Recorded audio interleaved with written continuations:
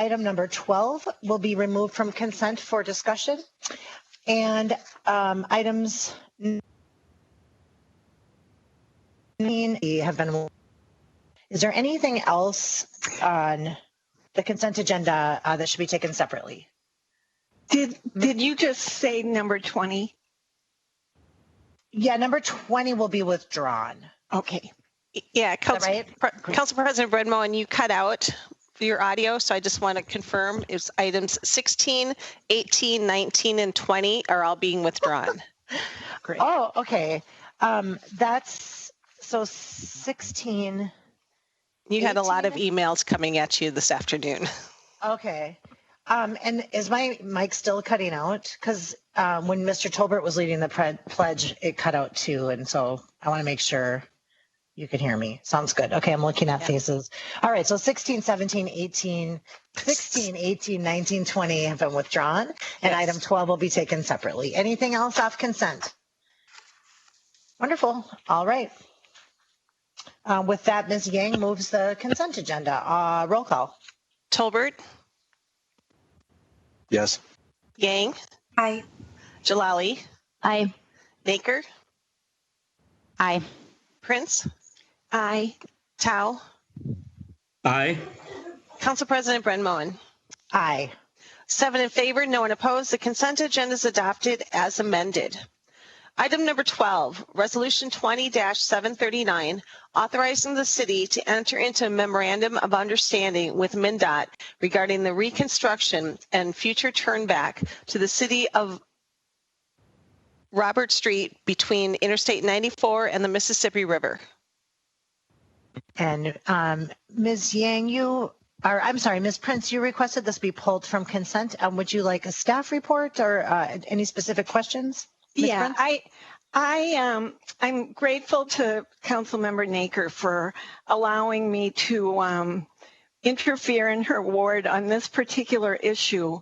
I learned a lesson having had the Kellogg Bridge in my ward for these many years and trying to get it rebuilt, that we should always beware of transportation departments bearing gifts.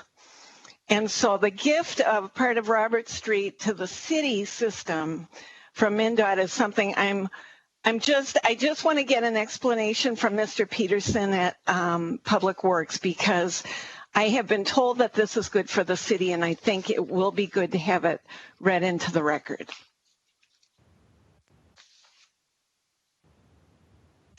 So if Mr. Peterson wouldn't mind telling us how this is going to be good for the city, that would be great. Yes, Mr. Peterson and Ms. Prince, I want to thank you for this opportunity, and Ms. Naker as well.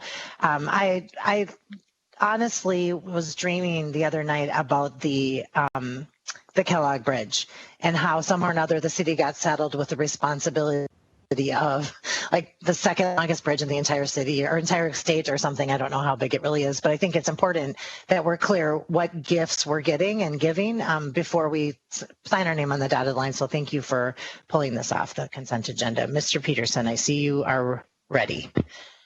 Council President Bredmo, it's Nick Peterson, Assistant City Engineer for Street Engineering and Public Works.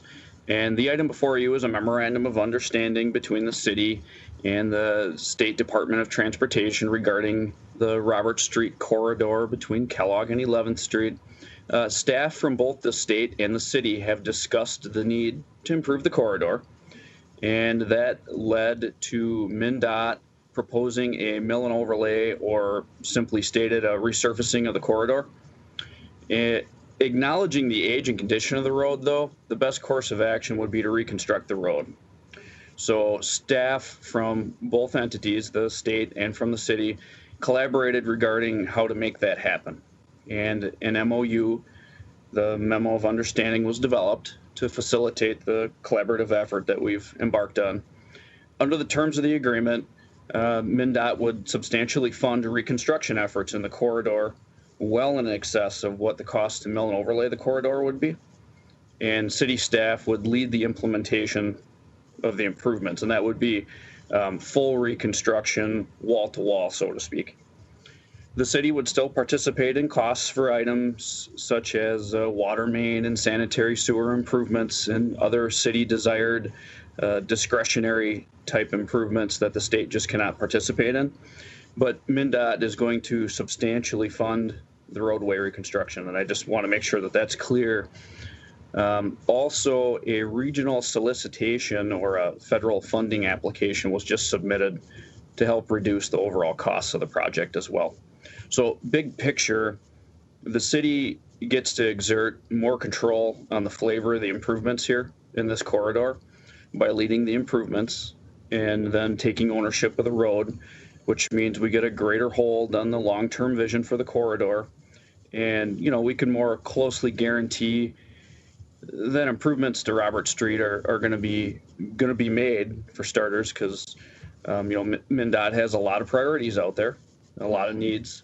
And so if we can make the transition happen here, we can make sure it's getting some attention sooner rather than later. So the road would be added to the state aid system, which is a good thing, making it eligible for state aid or gas tax funding. So all in all, I think it's a good collaborative effort.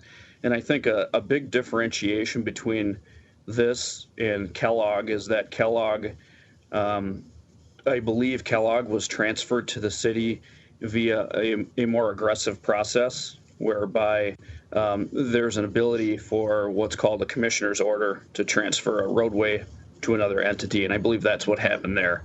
And this is far more collaborative than that. I just want to make sure that that's a positive thing I wanted to offer. So thank you for the opportunity to present, and I'll hold for questions or comments. Ms. Prince. I think that really helps me. I think one thing about it, Mr. Peterson, is, and I didn't realize that Kellogg was maybe dumped on us more than it was gifted to us, but it was 1982. And so here we are, almost 40 years later with that huge expense that we're trying to refund. So I just want to be sure that we've considered this, not just for the immediate term of getting it reconstructed, but over the long run, looking out 40 or 50 years, will we still be glad that it's part of our city system? Thank you, Ms. Prince. Mr. Peterson? I think it was more of a statement, but if you have something to respond. Well, I think that, I guess I meant it as a question. Did we consider the really long-term impact of having it added to the city's inventory?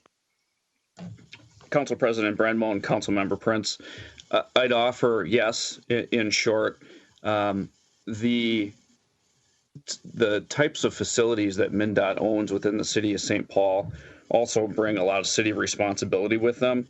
So, in short, I see a lot of the same responsibilities regardless of who owns the roadway. But again, we get to exert better control over this, and we get to reduce the current maintenance requirements that both entities have right now. So I do believe, again, it is a good thing in the long term for the city.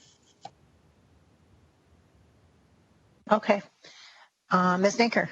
Thank you. Thank you so much, Mr. Peterson, and thank you, Councilmember Prince. I really appreciate, I think this is the best kind of collegial collaboration, to be paying attention to the items that may not be in our wards, but I really appreciate the fact that your history with this type of issue caused you to pick it out, and I think it's great that we heard this explanation. I think our public works staff, I've been really impressed with the due diligence that they do on these kinds of projects to make sure that St. Paul gets the fair and the best deal.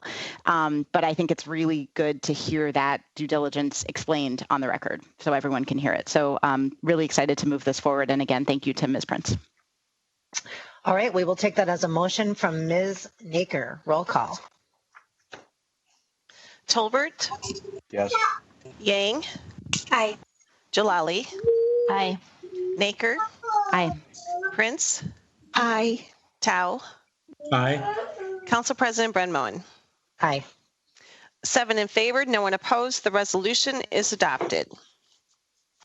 Item number 21 is the staff report from the administration. All right. We have Mayor Melvin Carter on the line, as well as some folks, it looks like, from the Parks Department. So I will turn it over to the mayor. Thank you very much, Council President Bremo and members of the City Council. I thank you once again for the opportunity to join you to offer an update, my weekly update on the city's COVID-19 response. Our current public health data shows that as of today, Minnesota has 17,670 confirmed cases, including 2,025 healthcare workers. Ramsey County has 1,842 confirmed cases, of which 65% are in the city of St. Paul. Tragically, we've now lost 777 people across the state to COVID-19, including 80 here in Ramsey County. As a note, our county public health department has not made public a city-by-city breakdown of COVID-related deaths, so I don't have a number specific to St. Paul to share with you. We're fortunate, as you know, here in Minnesota to have a statewide leader in Governor Tim Walz who took strong action early to protect our state, as well as residents who took seriously, who cared for each other enough to take seriously the stay-at-home order, as well as our social distancing recommendations. Those combined efforts have resulted in among the slowest growth rates in the nation of confirmed cases, while our healthcare professionals have worked to boost testing and treatment capacity. That's saving lives, as we all know, but also our work is not yet done. With Governor Walz's announcement last week of our transition from stay-at-home Minnesota to stay-safe Minnesota, we are closely monitoring impacts on our city services. We know that the loosening of restrictions signals a new phase of our pandemic response, and we also know that our peak is still anticipated in the coming months. This means that even though we have started the process of reopening our city, the public health measures we've all been following, like social distancing, washing our hands, wearing masks, sanitizing surfaces, will likely remain in our lives for quite some time. We'll continue to monitor and adapt to the guidance we receive from our public health officials so that as we move forward with our city's own return to work planning, we'll ensure we continue to protect the public health and safety of all of us. In recent weeks, I've also shared with you important updates about the fiscal challenges this pandemic continues to present. We're continuing our leadership meetings to monitor response costs and exploring every option to mitigate the budget gaps we anticipate facing from a combination of our COVID response costs and anticipated decreases in our revenue because of the economic crisis. While we're doing everything we can to manage the fiscal realities we face, we also continue to work with our state and federal delegations to leverage any financial aid that's available. Like all of you, I'm sure, I was disappointed that two major issues at our Capitol were not resolved by the close of session on Sunday. First, the legislature's failure to pass a bonding bill for the second year in a row continues to leave our 3rd Street Kellogg Bridge request unfunded. Second, no agreement was reached on how to designate nearly $2 billion of COVID-19 related federal aid awarded to the state. Obviously, that is absolutely critical as we continue to amass costs and expenses related to managing this crisis. We're hopeful that both of these matters will be addressed in the special session. And I particularly want to give a shout out to Talmay Shong and our legislative affairs team at the Capitol, because even though the House and the Senate have not yet been able to agree upon a final bonding bill, one thing that is that both houses have in common in their respective bills is funding for our Kellogg Street Bridge. That bodes well for our ability to hopefully find success in the ultimate final bill. We'll also continue to monitor conversations around the HEROES Act and any other federal aid proposed, and continue to advocate for direct aid to cities like ours with population under 500,000. While our work continues across the city to respond to the needs of our community as we endure this once-in-a-century pandemic, I also want to provide for you, as I know that you are waiting for, much anticipated update on our Community First public safety strategies. As you know, our Community First strategies came out of a year-long citywide conversation in 2019 about public safety in our community. As of May 15th, we've had 483 shots fired in our city. And 12 homicides already this year, showing that our work to rethink our public safety strategies in St. Paul is important as ever. So while violent crime in St. Paul continues to trend downward, as we saw earlier this year, with our 2019 crime data showing a 25-year low, we know that every shot fired, every life lost to gun violence is one too many. When it comes to homicides, our department consistently solves 80 to 90% of our homicide cases, which is significantly above the national average of 61%. Yet we know that our officers can't do it alone. I do want to say that's a testament to those officers and those detectives' hard work. It's a testament to our spirit of never giving up in our community. And I think that number gives a strong statement both to families who've had their lives torn apart by violence, as well as people who may consider doing something in our city, that this is a community where you'll be held accountable for that. Amid the unusual and unacceptable string of gun violence we saw last year, during these conversations, we heard loud and clear what many of our residents and community partners have said for decades. We need a fundamentally new approach. Even with a strong police department that leads locally and nationally on so many fronts, we can't expect our officers alone to solve all our problems. That it starts with how we take care of each other, how we take care of our children, how we take care of those who experience the most struggles in our community. We have to do a better job investing in our young people to grow to be hopeful, productive members of our community. And the gun violence, we recognize as a public health crisis, which merits the establishment, the investment in, and the sharpening of public health tools to address it. All in all, our vision is for a city that is both full of opportunities and second chances for everybody who wants one, and a city that holds people fully accountable for their actions, especially when those actions involve firing a gun or harming others. We also desire to be a city that knows that those are not mutually exclusive goals. So in addition to our $173 million emergency responder budget for our police and fire departments in 2020, we worked together to develop a set of supplemental investments to support a comprehensive evidence-based approach. Today, I can provide an update on those plans, even as we know that many of the very strategies we've intended to engage in by placing more resources directly in our community has been challenging amid this pandemic. As you know well, those strategies relied on and centered around the type of high-touch, highly engaged, close contact that all of our doctors, healthcare community, and public health professionals have told us not to do over these past few months. As part of so while that implementation has been delayed because of the crisis, we're also moving forward, and we're prepared to have these investments ready to deploy in the very near future. As part of our Community First Public Safety Plan, we've formed a work group consisting of our Mayor's Office team, Chief Axtell and Police Department leadership, Fire Chief Inks, City Attorney Olson, Directors Hahm and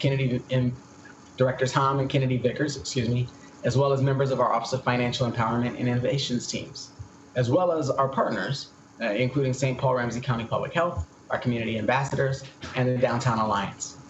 We've commenced a weekly convening of this work group for assessments and report outs, specifically focused on the impact that COVID-19 is having on our respective project timelines and scope and corresponding proposed mitigation efforts by each partner. We're also developing a joint data framework with the police department and OTC to inform work group collaboration. This approach of convening all partners on a weekly basis is designed to ensure alignment and make sure we're integrating our law enforcement and supplemental investment strategies as one team.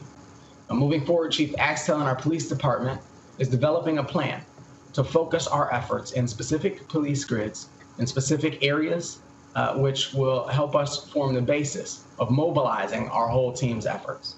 The grids we're looking at are those that are hotspots, and combined with our supplemental investments will help us provide a layered approach where we can build supports both among law enforcement efforts for long-term impact. The chief always talks about a cops on the dots strategy, and that we know how to place law enforcement in an area to respond to crime and to empty out troubled areas in our city. But also that when they eventually have to shift their focus to some other block or some other area of our city, that some of those same activities just reemerge in those same spots. That's why we're focused on getting our healing streets and community ambassadors to focus much of their efforts in those same areas, so that as we respond to crime in these areas, all the supports available to us can be deployed. So while we continue to hold those responsible for gun violence accountable, we're also poised to make every effort to provide that second chance for folks. Our work this summer will be to leverage our presence in these specific zones and stabilize the area by partnering our officers in those grids with ambassadors and our healing streets workers. This helps us to develop social cohesion and connectivity and maximizes our investments. Plainly stated, our goal is to infuse these areas, these challenge spots, with enhanced officer presence and engagement to help to stabilize the community, stabilize the block, stabilize the area, and leverage those investments with community-based investments, those community partners, the type of programming that can both build social cohesion and connectivity while connecting the involved individuals in those spaces to opportunities for the future. We are moving forward on all of these things. Our violence prevention coordinator, that hire is in process. The position has been posted and the hire is in process. We have 2 grief workers coming on board to provide 24-hour grief support to persons in need. That resource should be in place by early June. Our neighborhood change agents, this is all within our Healing Streets program. We have 2 neighborhood change agents who will provide relationship-based prevention and intervention for perpetrators of violence in impacted communities. That should be in place by the end of June.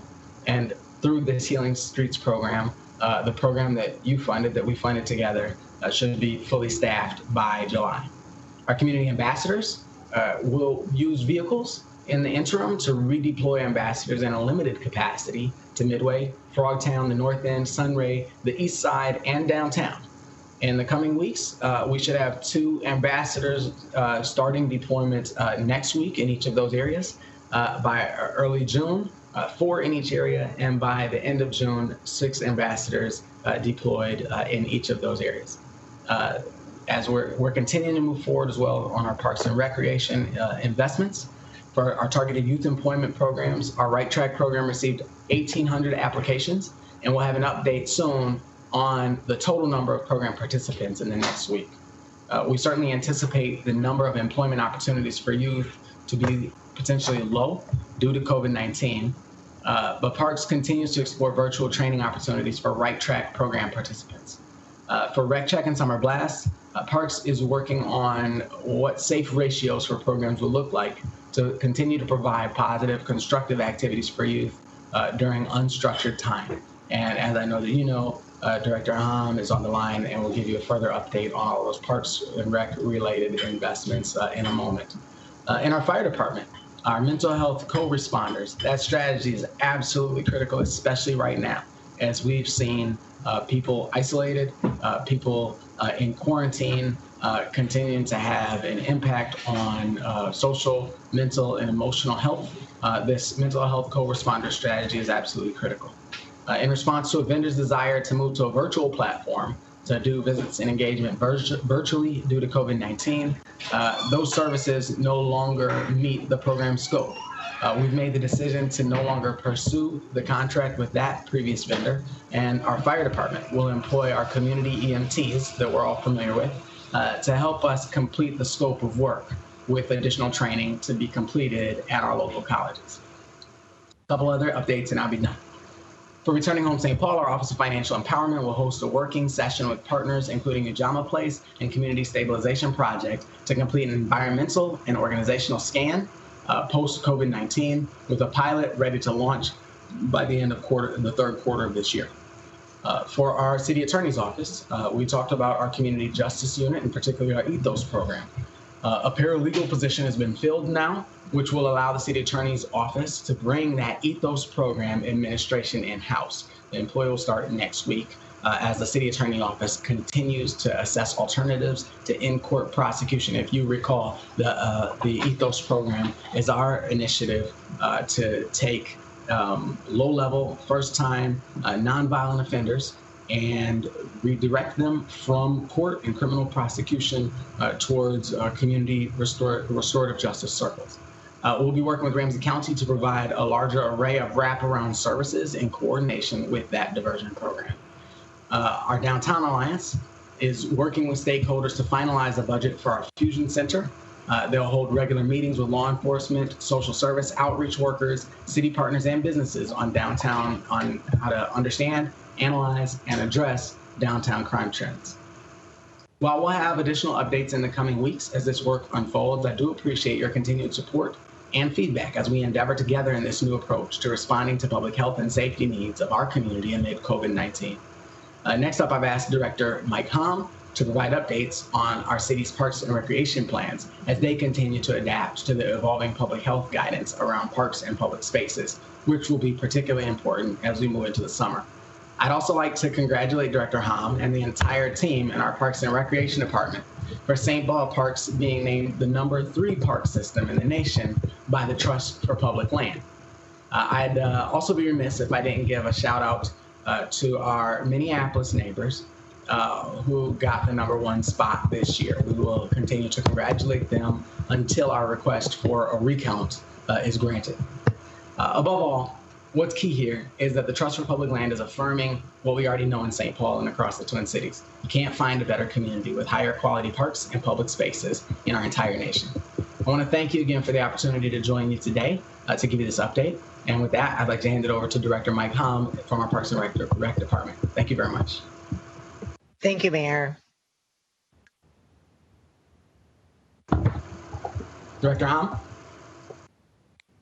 Yes, thank you, Mayor, and thank you for your support, and thank the council for all your support as well. I'd also like to extend a huge thank you to our entire staff team for their response since the onset of the COVID pandemic. They've been really here for our community. They've been innovative. They've been flexible. Primary examples of that has been the meal service, over 100,000 meals served, over 50 days now that we've had staff standing up shelter operations in downtown St. Paul, and we've been providing priority childcare services as well. Over 100 employees been reassigned to priority services. It's really been my pleasure to support their work. With me is Recreation Services Manager Andy Rodriguez. Worth noting that Mr. Rodriguez, along with his colleague, our colleague Tom Hagel, was appointed to his position only 2 short months prior to the COVID outbreak. So it's been really immediate trial, getting right into the frying pan and providing services. So I appreciate his leadership of that and that of his team. Over the past several weeks, we've received an overwhelming number of messages from our community regarding importance of parks amenities in their daily lives. Fully appreciating that this may not be what feels like a normal summer. We are very committed to providing safe recreational opportunities to residents and visitors of St. Paul. Before I provide a few updates on things we're implementing and decisions in front of us, I do want to acknowledge that in this new normal situation, asking for the council and the community's help, that things that we ordinarily would do and people would expect may look a little bit different. I think it's our grass may be a little bit longer this year. It may be a little bit longer before we get to weed whacking around trees and posts, as we're responding as a community and having hiring restraint and spending restraint across the city. Those are some examples of minor things the community will experience. Would like them to call and continue to provide that feedback. We will do our best to respond, but things will look a little bit different. A quick update on some service changes that we're currently implementing. We are finalizing plans for closing the Highland Pool and the Como pools, those outdoor pools, for the summer. We are working on plans for alternatives for cooling centers and for access to water, as we can provide that safely. As Mayor Carter indicated, there will be a Right Track program and youth employment program this summer. I will anticipate that it will be a little bit different, and we are implementing revisions to that Right Track program in partnership with our business community and the state of Minnesota Department of Deed.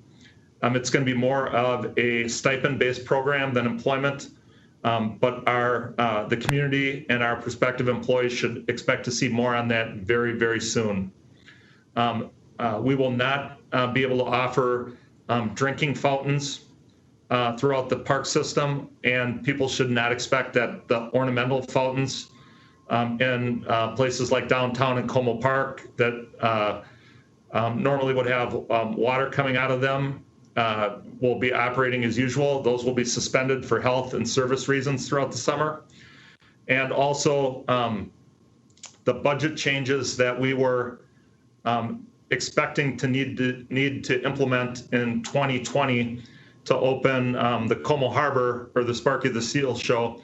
We're going to defer those budget changes till 2021, freeing up resources that we can redeploy this year. Those are examples of service decisions we're implementing right now.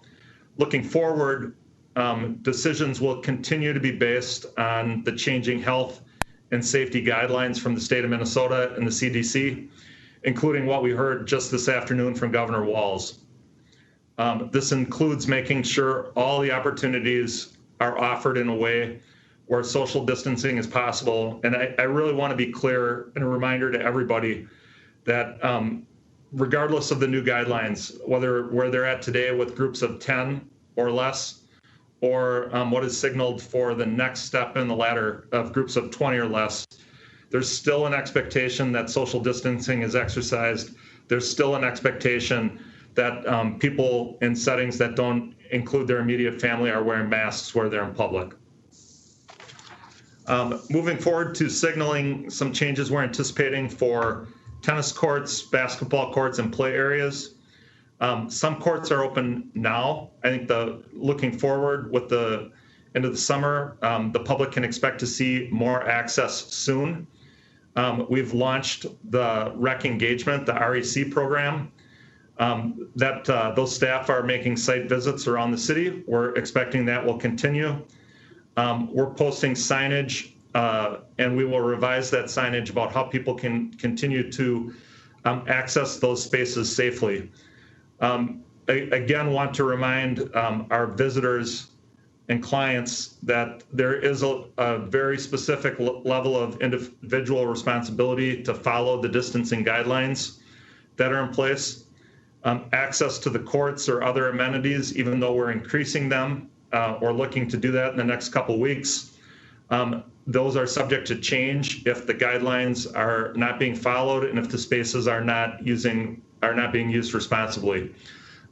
Our staff and our community is placing trust in community to do their best to adhere to the guidelines that are in place.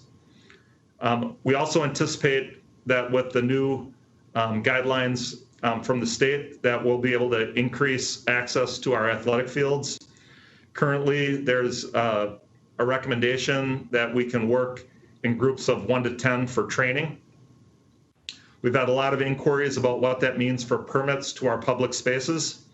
At this point, the community should expect that we will not be issuing any permits for athletic fields until June 1st at the earliest.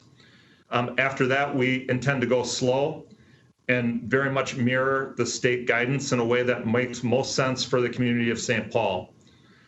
We are working in coordination with St. Paul Public Schools to coordinate our procedures for permitting and our guidelines with them as much as possible so that there's no confusion with our community about how people can access their fields. People have asked about what this means for our youth baseball and softball programs. Those programs are effectively canceled for this summer season. They would be essentially half over right now and wrap up around the 4th of July. So we're looking to regroup for our youth sports programs that we self-administer to see what we can safely and successfully implement in the fall.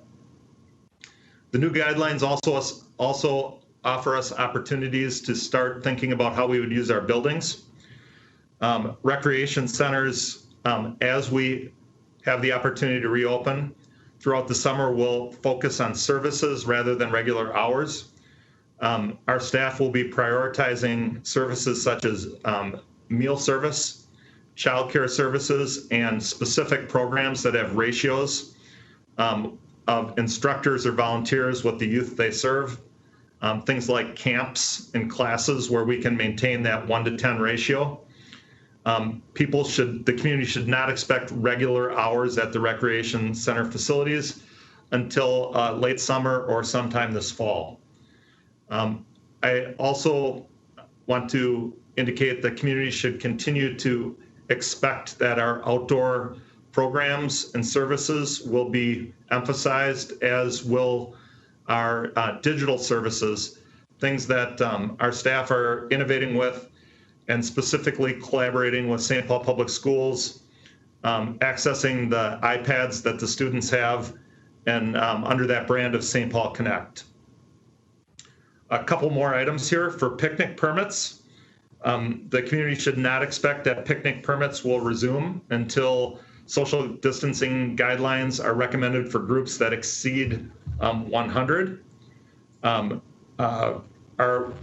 service partners, we do have a variety of service partners across the system. They are submitting their plans for resuming service as well. That could be the Paddleford Packet Boat Company, Circus Juventus, Como Lakeside Pavilion, where we have food service. As they submit their plans for operation, as the state guidelines change, we're reviewing those plans and hoping to coordinate with them and get those services available as soon as we can safely do so. A couple of last notes here. We did implement some elbow room measures and social distancing breathing room around Lake Como, Lake Phelan, Cherokee Boulevard, Mississippi River Boulevard, and the Highland 9 Golf Course. The community should expect that until social distancing guidelines change, we're going to look to keep those in place.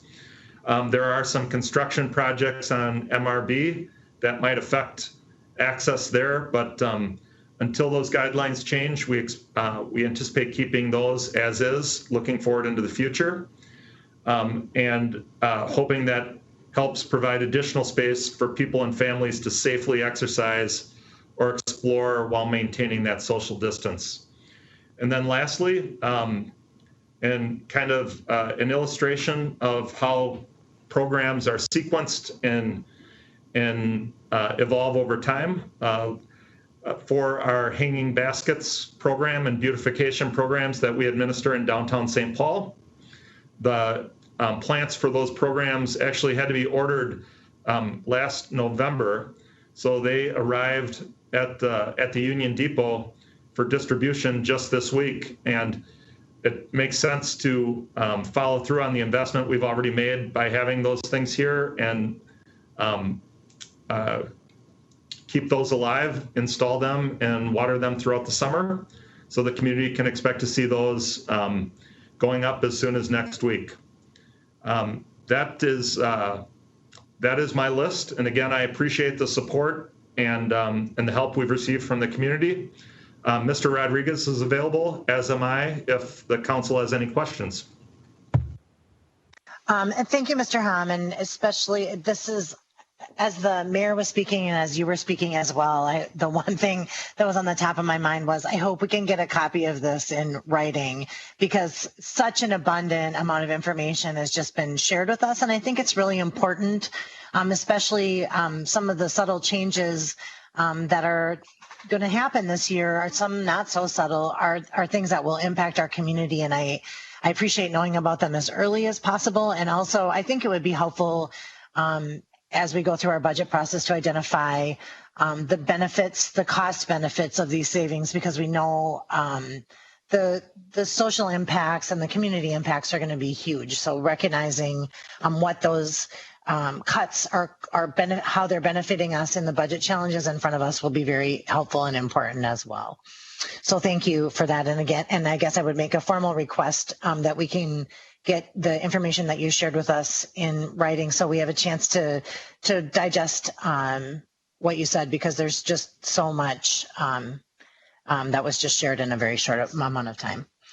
Ms. Prince has a question. Yeah, and I would second that. Thanks, Council President Brenmone. In addition to getting the Parks and Rec information in writing, I would also really appreciate getting the information that the mayor shared on Community First Public Safety. And one of my questions about that impacts both of those areas is that I have talked to Mr. Hahm about the need of changing the way we deliver Right Track, and I am so grateful to our staff for continuing to work on figuring out how to make that a meaningful experience for young people this summer, even in its much reduced manner because of COVID. But one of my specific questions is, we had approved a budget for an additional component of Right Track that would have involved working with young people that were in the criminal justice system and getting them into some kind of Right Track position. So I wondered, are we still going to be able to do that component of the Right Track program that was approved as part of the Community First Public Safety budget? Council President Brenmone, Council Member Prince. First, to the question of providing the update, we'll look to provide a summary of what I outlined very shortly, certainly sooner than we post those on publicly on the website. We do have a great deal of information available there, but I understand the nature of the request, and we can follow up and make sure that that the information is available. Regarding the Right Track, I think the short answer is, overall the goal to reach those same community members remains the same. Our community youth workers are working as part of the Community First Public Safety response to make those connections. The service delivery is going to be a lot different. The in-person, the modified programs will have less in-person jobs just due to the circumstances. And so the service will be part of the modified program. And as we report back, we'll be sure to highlight that, both in terms of the service and the budget context. Thank you. Ms. Dinker. Thank you, Council President. Thank you, Mr. Hamm. Thank you, Mayor. I appreciate the presentations. And this is related to the Community First Public Safety information that the Mayor shared. I want to say that I appreciate the information. I am coming from a place of really deep concern about the increase in crime that we're seeing. I have been hearing every day from my constituents in Lower Town in particular about the burglaries, the break-ins, the feeling of unsafety. I will say our downtown commanders have been wonderful and have been extremely responsive, and I've been on the phone with my constituents, but it's a serious problem. And I guess I'm disappointed that we aren't further along with the Community First Public Safety Initiative. I know that obviously coronavirus has had a huge impact, but we had 3 months, a full quarter of the year before coronavirus started. And so I'm disappointed that we aren't further along. It sounds like a lot of things are going to be kicking off next week or the week after that, which is great to hear. I really hope we can roll these things out as quickly as possible and adapt them to the new reality that we're in, because this is obviously going to be the normal for a while now. And then I guess my question would be, given that we did budget $1.6 million for this public safety strategy, and we're 6 months into the year now, and we're facing a budget crisis, I'm wondering, are we seeing savings from the fact that we weren't able to initiate the programs at this point, and do we anticipate being able to use the rest of the dollars for Community First Public Safety, but also help with our budget problem with the dollars that weren't spent?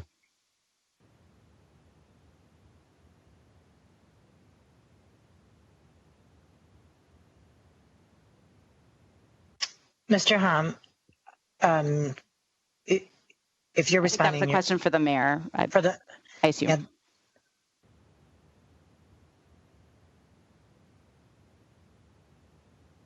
And I think the staff is available for questions, and I've heard the mayor's requested if there's follow-up on his comments to contact their office. I don't know if he's still on for questions, but if there's questions for Mr. Hahm or Mr. Rodriguez, they are both standing by for questions.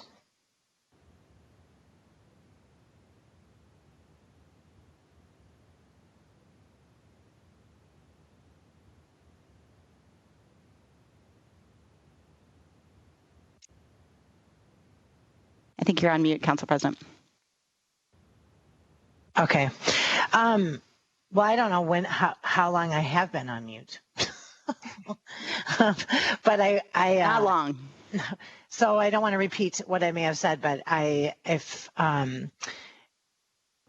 it doesn't look like there's an answer forthcoming from staff at this point, we are encouraged to follow up directly with administration on the reports on this. I know Mr. Hahm and Mr. Rodriguez are available for questions.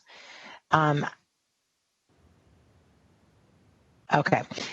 So Rebecca, is there a follow-up on that? Just as a request or a point of order, I appreciate that. And I think maybe for these in the future, I would have asked my question earlier had I realized that the mayor would be dropping off the call. So maybe we can just be clear if he's going to be leaving for the next one.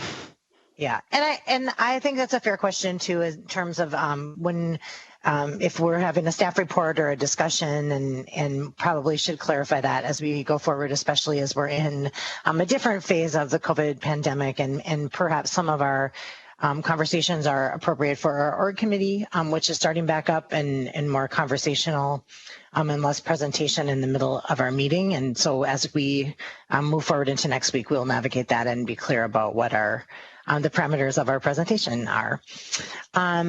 Okay, so I see Ms. Jalali has her mute off.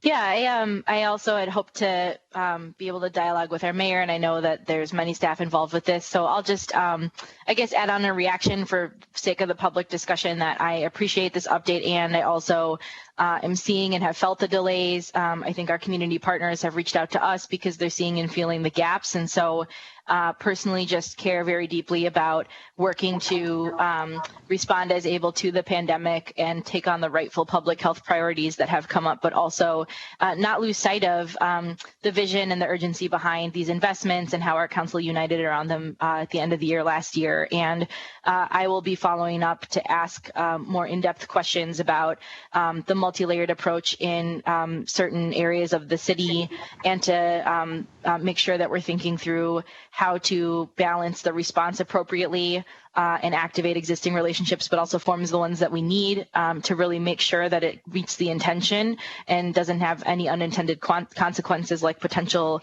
over policing or different strategies for different problems not lining up. I think that we should expect to work with our community closely on that, and to support initiatives like the People's Cabinet that need to be developed. I think that work needs to continue with an understanding too about the need to check in with our community partners who really hope to be a part of something like that, and who have themselves been asked to spring up and spring to the occasion and be frontline supporters for folks in our community going through COVID. So I've just been thinking a lot too about how do we adjust this work to the pandemic, but not let it fall by the wayside. I appreciate this update a lot. I also see a very much clearer picture of the work ahead. I know that I'll continue to keep engaging with it with all of our partners, and I know folks on this council will too. I simply wanted to get the chance to say that as we've heard what we've heard today. Thanks. And Mitchell Ali, I would second that and say that as we are moving into this next phase of COVID, and with the urgency and the continued need for innovation in these times, that I think that also the council identified public safety as its top priority going into the 2020 budget. And so it should remain our top priority. and in our probably org committee meetings as well as in these regular updates going forward. I'm also curious, and I think that Mayor touched on this a little bit, but I'm curious, all of us are finding ourselves innovating just simply out of necessity. We never had a public hearing online, and we're going to be doing that in June. And I know that the police are innovating right now with a very different modeling for how they staff the streets. And so I am also curious to hear how policing differently, maybe more personally and less desky, may change some of the to the same goals that we're talking about with community first public safety as well. So getting a check-in from our law enforcement as well, I think will be helpful as they're doing things significantly differently than they were before COVID. So there's a lot of room for a lot of discussion, and it's probably time to your point, that we amp this up to a much more regular conversation with council members as it has been identified as a top priority for all of us. I see Ms. Yang, and then Mr. Tao, and then Ms. Prince. Thank you, Council President. I just wanted to second everything that Councilmember Naker had shared, and wanted to point out, or wanted to name for myself personally, that I felt in the update there was a really big missing piece around gun violence, and that's something that I know we made specific asks, very big asks, from the mayor to really come forward with a robust plan around this. And I think that there's definitely still a lot of work to be done around getting there. And I'm somebody who is, really offering my time and energy into finding solutions around that. I know that we have many council members who care deeply about this and have raised, this issue as well.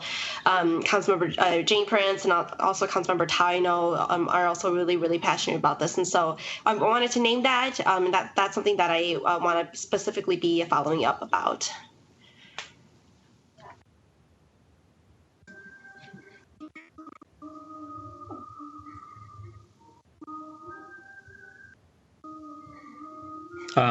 Thank you, Council President Remond.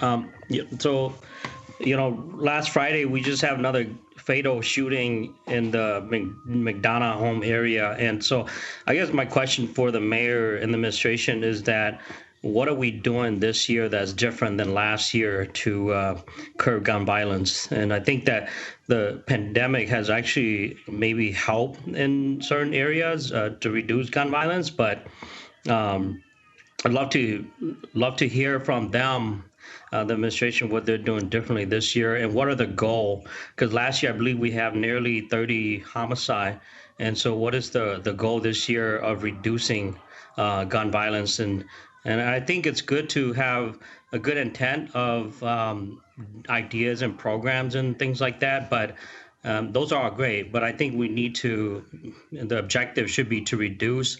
And so we should name a number, and let's try to hit those marks. Otherwise, if the outcome doesn't equal to what our intent, then it's how do we hold ourselves accountable? How do we create a better and safer community for everybody? Thank you, Mr. Tao.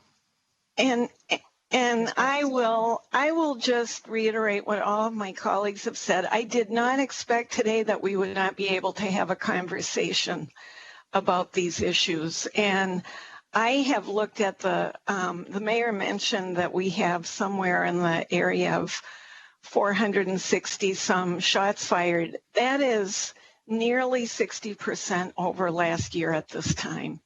So this is something that can't wait until early June or mid-June or late June. We really need to get going on it. And I think that our community partners are really looking for our leadership to help them focus their actions. So I am disappointed that this was not a conversation.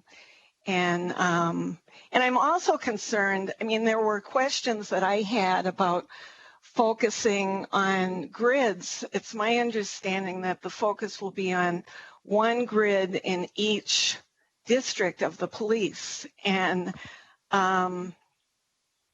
that is, I need to know more about that because one grid is a really small piece of the east side. And I'm really worried about that. And I'm also concerned about the distribution of community ambassadors, which sounded like we may be lucky if we have 6 on the east side, which is a third of the city. So I have a lot of questions, a lot of concerns, and we really can't wait. I would have liked to have had a presentation. I know everybody's busy, but we need a presentation where we could even put up last year's Community First Public Safety PowerPoint and go through it and say which things we're doing, which things we have to alter, which things could come out and then go back into our budget. So it wouldn't have been requiring a new PowerPoint display. It would have been, let's look at the one that led us to the $1,700,000 in investment in Community First Public Safety. And I am hoping that our Director of Council Operations is jotting down the specific things that we're asking for follow-up on. I will also say and remind us, while I wholeheartedly agree, I last week invited the mayor to come speak with us, even if he didn't have a full, complete package and presentation, just to bring us along.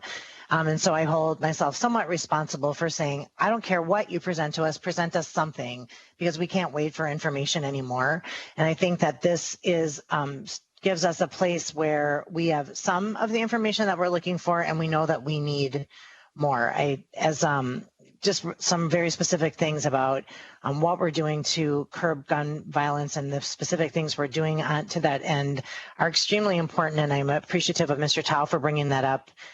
Every morning when I read the police report, a lot of times we're reading about the guns that were actually taken off the street and not used. They're found in cars, and it's incredible. I mean, it's an incredible amount of guns that are just out there floating around. And so I know that we are facing an unprecedented challenge with firearms in the hands of people who should never have firearms. And so understanding what we're doing to combat that, that the guns is a big deal. Understanding where we're at comparatively to last year and in the past many years is important as well.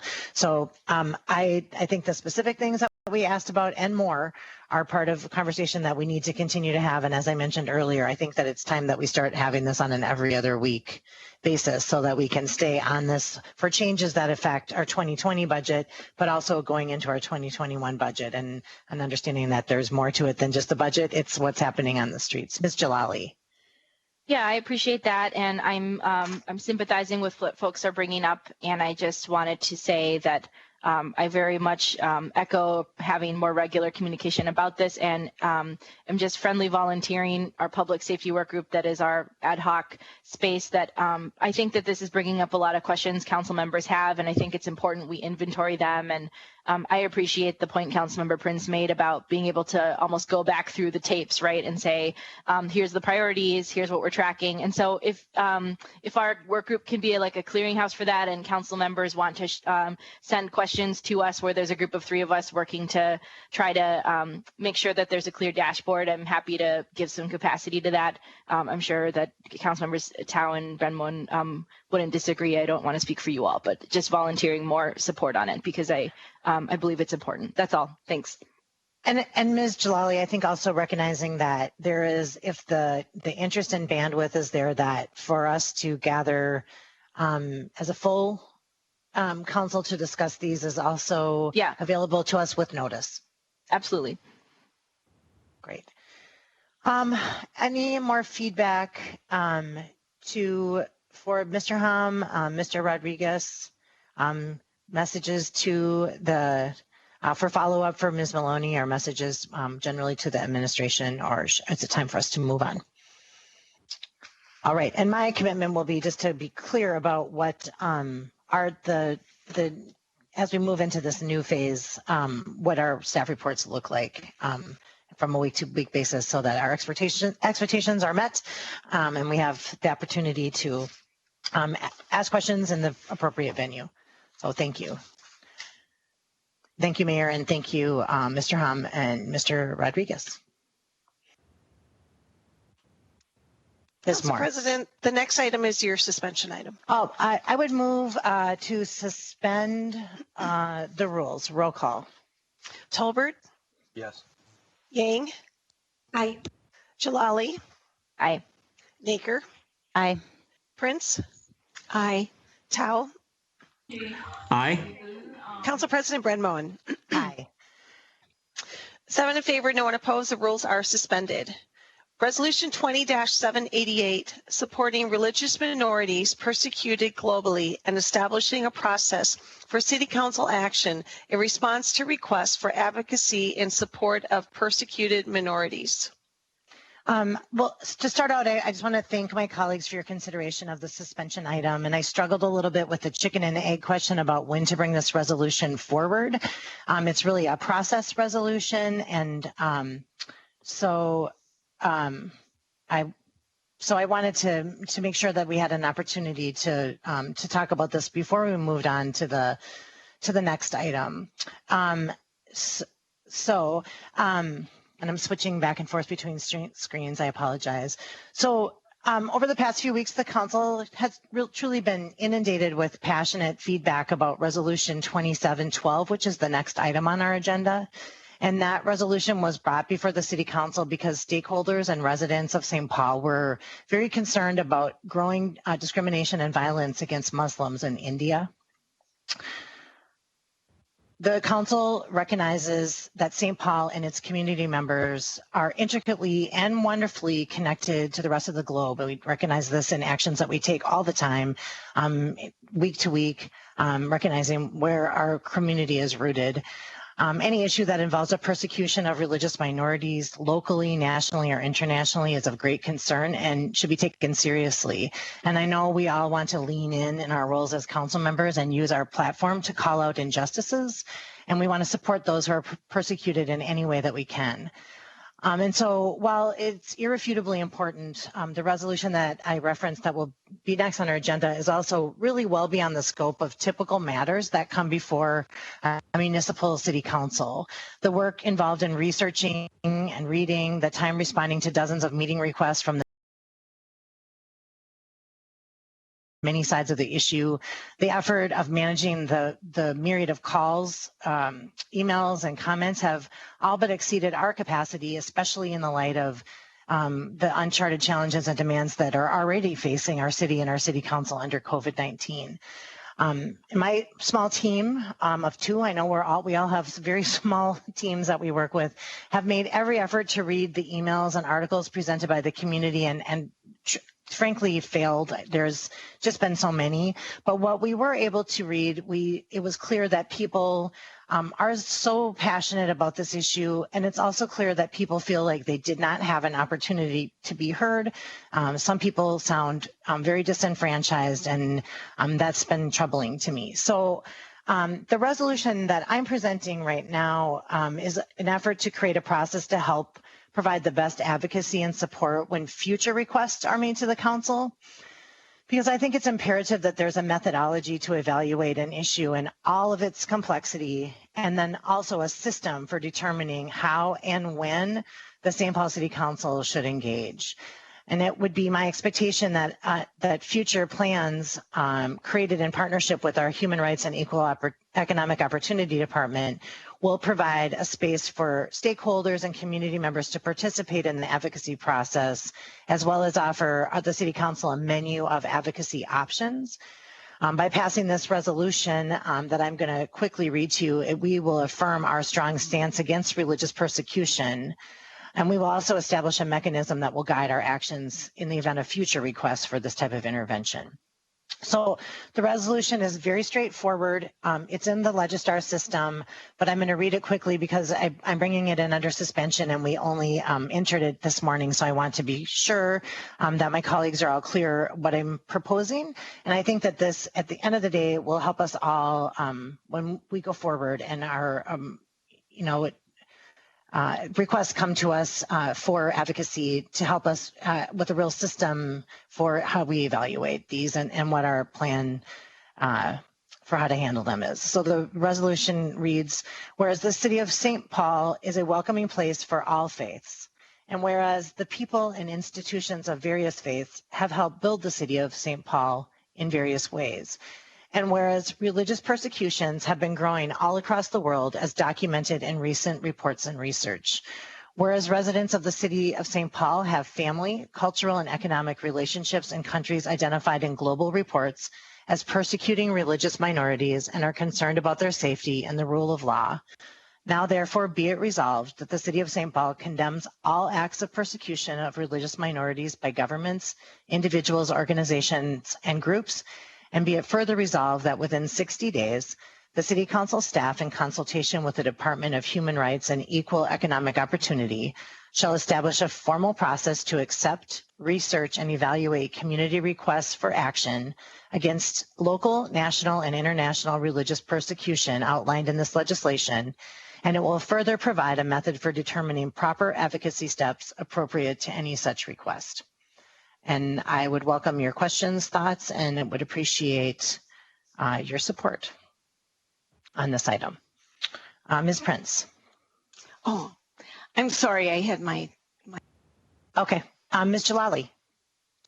Yeah, I would be glad to support this as a clarifying step forward. I think that in addition to this, just offering a pathway for future requests like this, I think it's important that we also just acknowledge our federal partners in government that haven't really been explicitly addressed as much as I would hope they would be throughout this entire process, because our congresswomen and our senators are our conduits to the State Department and to the different embassies and the whole foreign affairs structure that even though that whole apparatus federally has suffered setbacks under President Trump, it is still the government structure that we need to be able to facilitate conversations like this. And so I support us building out a city infrastructure, and I would hope that we also ask our partners at other levels of government who are actually really needing to hear community input as much as we are their constituents, so are our constituents. I would hope that we can elevate it there too. And I think that is probably within the intention of this as well. It asks for HERO to come up with that tool of advocacy options. I think that's smart. I just wanted to speak to that piece of it. Also, as a former congressional staffer myself who has gotten the chance to work on these issues and see how we can support constituents that way. So glad to support today, and just want to add those thoughts to be acknowledged. Thanks. Thank you. And one of the thoughts that I had in mind as I was preparing this was that we were told that we can't just uniformly send a letter of advocacy to one entity or the other without a resolution supporting it, because there would be a violation of the open meeting law. So it is my hope that if we can pass a resolution that resoundingly admonishes religious persecution by minority groups, that we can take those steps, such as you indicated, of engaging our federal congressional delegation as in advocacy, where maybe a resolution isn't the best method for advocacy given one situation or another. So I'm hoping that there's a menu of options that is presented to us by the council in partnership with HERO. Ms. Naker. Thank you. Thank you for introducing this, Council President. And I fully support both the opposition to persecution of religious minorities as well as the proposal for a process. I think it's the opportunity and also the responsibility of elected officials, no matter what level of government we're at, to take a stand against injustice wherever we see it. But at the same time, we have a responsibility to our constituents in the city to be thoughtfully evaluating everything that comes in front of us and to be using our time in the way that's most meaningful. And so there's a tension sometimes between thoughtfully examining a policy and making sure you're making the right decision and spending so much time on something that may or may not have as direct an impact on your constituents. And I think what this resolution will do is give us a process for deciding whether or not something rises to that level in terms of impact on us and impact. And sometimes it won't impact us, but sometimes it will be important enough that we make a statement about it. And I welcome those findings too. So I appreciate this resolution. I plan to support it. I would also say I think this goes beyond just times when religious minorities are being persecuted. I think this council has often been asked to take a stand on many issues that are sort of beyond the city's normal purview, but are still important. And I plan to submit a resolution later on that just sort of amends this a little bit or adds to this to just allow us to also have a process for those kinds of resolutions. Issues that fall outside the typical municipal wheelhouse, but are areas that impact our community in a broader sense. Well, I will support that resolution when it comes. I think that having a system in place is very, very helpful, would be very helpful. And the resolution that is the next item on our agenda is certainly just an example of, there's been plenty of examples, at least in the time that I've been here, that would have benefited from a process. And we've talked in the past about establishing that. So I think that this is a good time to do that. Ms. Yang, I see you have your mute off. Ms. Yang. Thank you, Council President. I do support this resolution. I think it's a really great step toward, us in the council and our staff, like being more intentional about like where our time and energy can be focused on. I do have a question, though. I'm wondering whether, and it kind of goes back to what Councilmember Naker had brought up, which is I do feel like we will have a lot more issues that would require us to need to have a formal process around. And so is the formal process that you are introducing here, would this only be used for certain topics related to advocacy in support of persecuted minorities only, or is this something that we could also transfer on to use for different issues as well? Because I would really like to see that formal process be broadened out and for us to be able to use. Yeah, it's a really good question. And Ms. Naker, I think that one of the issues is that it was drafted narrowly to identify the religious persecution of minority groups. And so it's challenging to amend on the fly right now, but something that could be, when the process is established, could be expanded to include other kind of non-municipal or extra-municipal requests for advocacy that come to the council. So I would say yes. Thank you. Mr. Tao. Thank you, Council President. Thank you for presenting this resolution. I think my first thought was that we get these sort of requests, but not all the time. And when we do get them, some of them are maybe more controversial. And so I almost feel like, do we really need it? Because it's not a thing that we deal with every day. But I think it's important to establish some sort of baseline for us to move this work forward, because as you all seen, that not just in other parts of the world, but even in the United States, there are oppression that's still happening in our community. And as City Council, my experience has been that we are the first line of defense for our constituents and for citizens. We're easily accessible than other government entity. And so I think that this responsibility falls on us more often than not, because we are very accessible and we are right in the front line of all the issues, many of the issues that come before us. So I appreciate your leadership on this and look forward to support this resolution. Thank you, Mr. Tao. And I would just say that the council will be able to pass the final policy that comes through the plan from council staff and HERO, and recognizing that there's plenty of items that would come before us that we simply act on, that there wouldn't need to be a more rigorous process around it, but that at least there's some kind of input so that we are like, oh yeah, this is something that we would simply act on. This is something that's very controversial, and we need to create a platform for community members and stakeholders to be engaged. This is the kind of thing where we should just send a letter to the State Department. And again, looking for that menu of options that are from, fairly not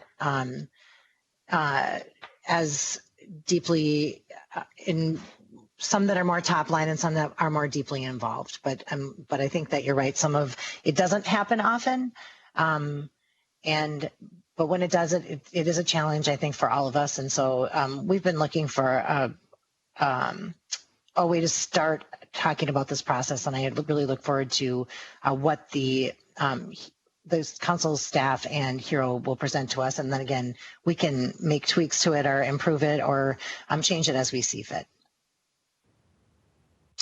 Okay, so I'm looking. Hilbert, Yes. Yang, Aye. Jalali, Aye. Naker, Aye. Prince, Aye. Tao, Aye. Council President Brenmoen. Aye. 7 in favor, no one opposed. The resolution is adopted.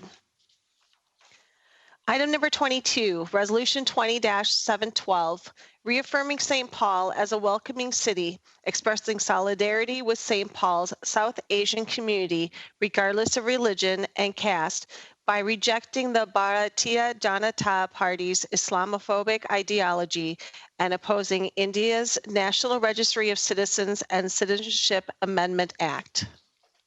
Ms. Prince. Ms. Prince, you might be on mute.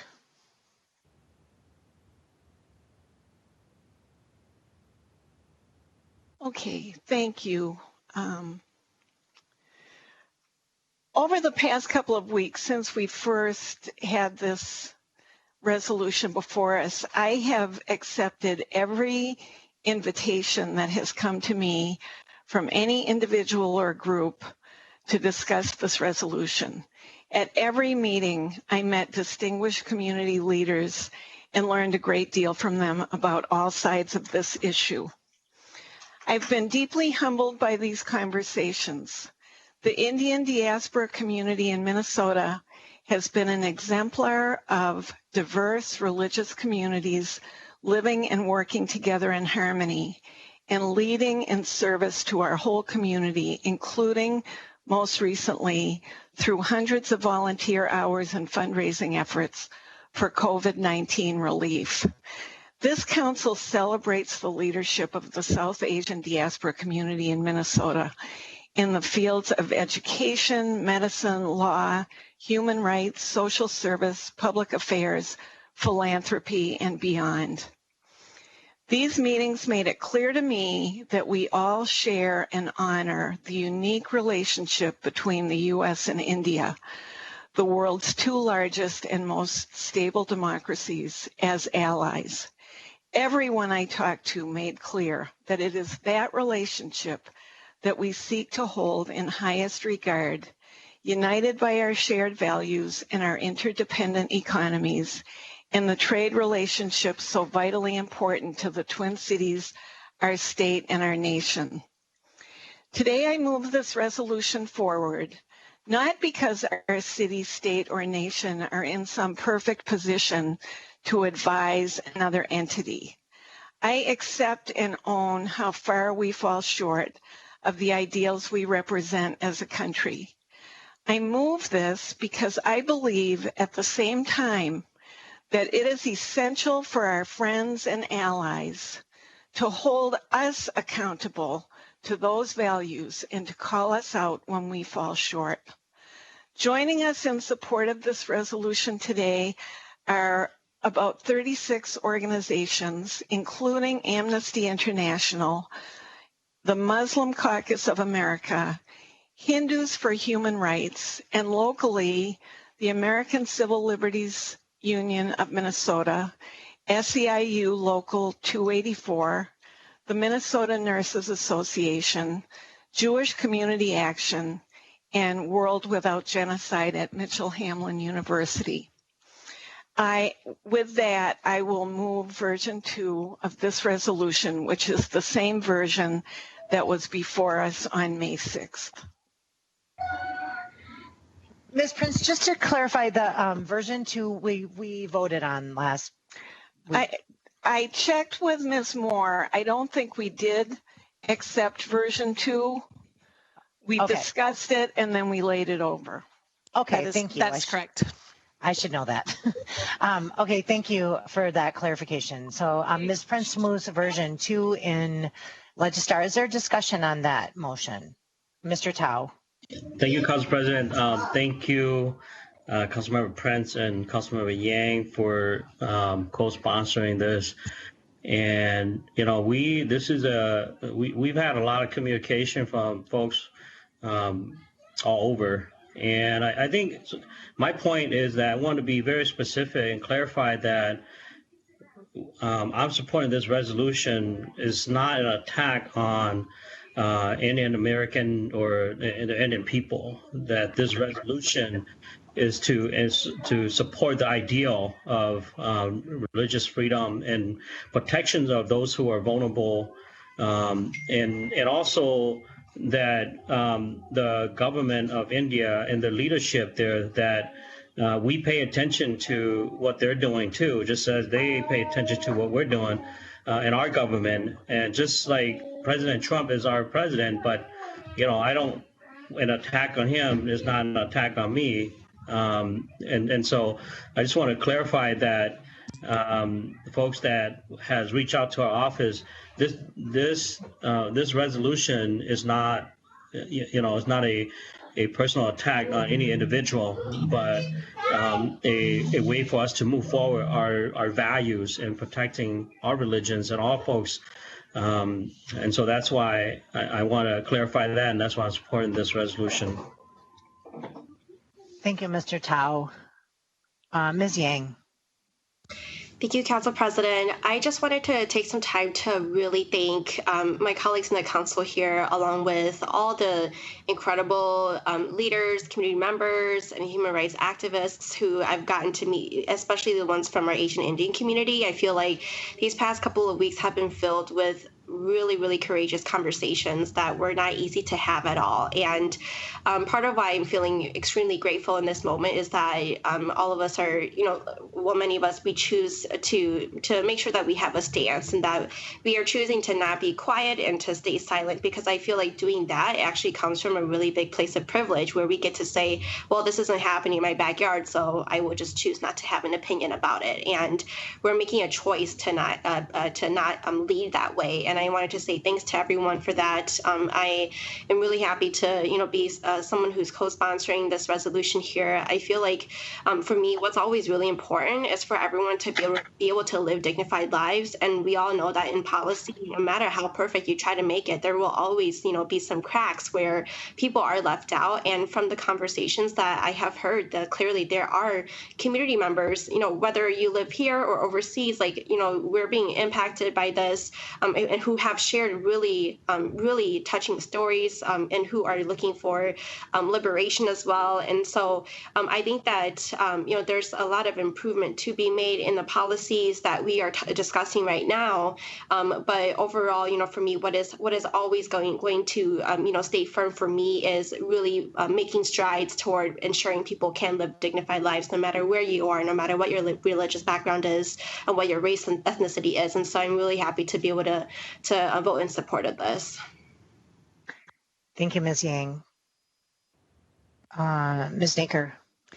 Thank you. I also want to thank the sponsors of this resolution, and especially Councilmember Prince. I know you have been doing so much due diligence over the last few weeks, meeting and talking to so many people on this issue, and it really it's really impressive. And I know that this has been a controversial issue. This is we probably received more emails on this than most of the issues that we take up. Although I think most of the folks in opposition to this anyway do not live in St. Paul. But just because something is controversial doesn't mean that it's wrong. And in fact, I think there are always people who can argue for discriminatory policies. That's why discriminatory policies are allowed to exist. So I appreciate this opportunity to remind ourselves of our own values, and as I said when we talked about this a couple weeks ago, to stand in solidarity with India as an amazing democracy that is tolerant of all of its communities. And although it is a complicated issue, and I don't pretend to understand it fully either, I do think that the list of groups the Councilmember Prince mentioned to be on the same side of an issue as the ACLU and Amnesty International, in addition to all of the other groups that you mentioned, really gives me confidence that this is the right side to be on. So I'll be voting in support. Thank you, Ms. Naker. Are there other comments? Mr. Tolbert. Thank you very much. As I think we all recognize and acknowledge in this space, is this resolution has been particularly difficult, not because of what our shared values against persecution of people based on their religion, based on anything, quite frankly, based on any persecution, discrimination, stereotypes, anything. We all share values in equality and equity, in people being safe to practice what they choose, and things like that. The reason that this, I think, issue has been particularly difficult is because of the specificity of the things that it addresses, things that are very complicated, things that are very much international nature, and things that obviously have a level of controversy. These conversations are particularly difficult to have. These complex international issues are difficult to fully understand and fully have the conversations on during normal times. In the midst of a pandemic and an economic recession happening right here in our city and in our state and in our country, where there is a lot of uncertainty, there's a lot of changing circumstances, and there's deadly virus in our community, it's even more difficult.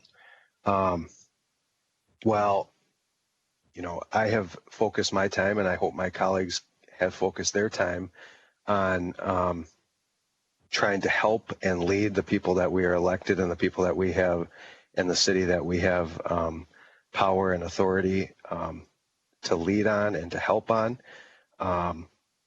I have spent the majority of my time and prioritized my time working on things like our hospitals and our hospital workers and our nurses and PPEs for our first responders, on the public safety that many people addressed earlier, on supporting families with food and rent support, on supporting our businesses that are struggling every day, on adapting our laws and rules to the new social distancing, both here in our city, out in public, and in private businesses and restaurants, on trying to address a very difficult and changing budget that is coming upon us, of continuing to transition our own city services to the new social distancing models, to making tough choices on things like Right Track, or how to support our youth this summer, and how to keep the public safe, and particularly on how to help our elderly population, who are especially susceptible to this virus that's amongst us right now. These are the issues that are facing our city right now as we speak and as we discuss this issue. These are things that are facing people every single day. These are things that I have been focusing on, and they take all day, every day to focus on right now. This is not to downplay the importance of international human rights. This is not to downplay how interconnected we are as a globe. This virus does tell us exactly that we are interconnected as a globe, and I'm not downplaying that. However, on issues that have such strong public opinion, such strong outreach, such an immense amount of people who would like to talk about it, who would like to share their views, to share their opinions, and on highly specific international policies and issues, it's very difficult to have all those conversations, especially on an issue that we have anything more than symbolic support on, anything that we have any proper authority on. And, as of this AM, I believe my office has had over 1,400 individual emails on this resolution. I have 2 staff members and myself. As I have said, we have tried to focus on the very important issues that are facing our community and our state right now.